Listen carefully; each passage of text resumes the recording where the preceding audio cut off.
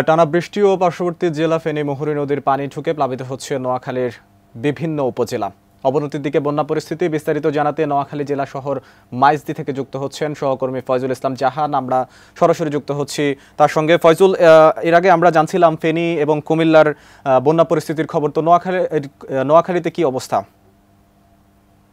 ধন্যবাদ মাহমুদ। আমি দাঁড়িয়ে আছি জেলা প্রশাসক কার্যালয়ের সামনে। আপনি পিছনে দেখতে পাচ্ছেন যে জেলা প্রশাসক কার্যালয়, এখানে জেলা প্রশাসক কার্যালয়ের সামনে যে সড়কটি, এটাতে পানি থই করছে, তাহলে বুঝতে পারেন যে পুরো নোয়াখালীর কী অবস্থা বিরাজ করছে।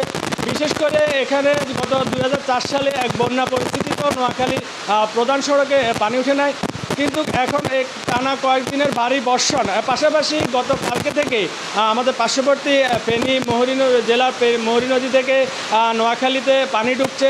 নোয়াখালী 7টি উপজেলা প্লাবিত হয়েছে। এই 7টি উপজেলা প্লাবিত হতে 7টি উপজেলা প্রায় 20 লাখ মানুষ পানিবন্দী অবস্থা মানবতার জীবনযাপন করছে।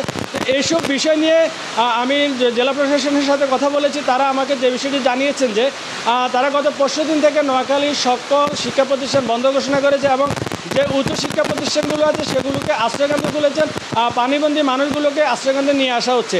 পাশাপাশি আজ সকালে নোয়াখালীর জেলা প্রশাসন এখানে জেলা দুর্যোগ ব্যবস্থাপনা কমিটির এক জরুরি মিটিং ডাকা হয়েছে। সেখান থেকে তারা পরবর্তী গুরুত্বপূর্ণ সিদ্ধান্তগুলো নেবেন যে অসহায় মানুষগুলোকে উদ্ধার এবং ত্রাণ সহায়তার জন্য পরিচালনা করার জন্য।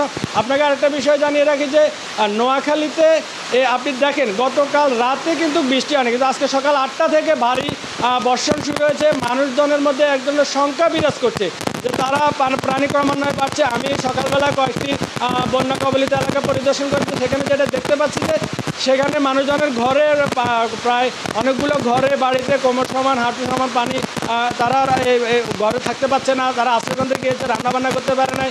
পাশাপাশি নোয়াখালীতে কিন্তু জলাবদ্ধতার যে নোংরা এবং যে ময়লা যে পানিগুলো, এগুলোতে বিভিন্ন পানিবাহিত রোগে মানুষ আক্রান্ত হয়ে হাসপাতালে ভর্তি হচ্ছে। তো নোয়াখালী মানুষ খুবই শঙ্কার মধ্যে আছে যে এখনও আপনি দেখতে পাচ্ছেন আমি যে জায়গায় দাঁড়িয়ে আছি, দাঁড়ানোটাই খুবই কষ্টকর। মানে শহরের কোথাও যে একটা দাঁড়িয়ে কথা বলার মতো পরিস্থিতি না, হাট বাজার দোকানপাট সব কিছুই বন্ধ। তো এ হচ্ছে নোয়াখালী থেকে যে বন্যার যে সর্বশেষ পরিস্থিতি। ধন্যবাদ মাহমুদ।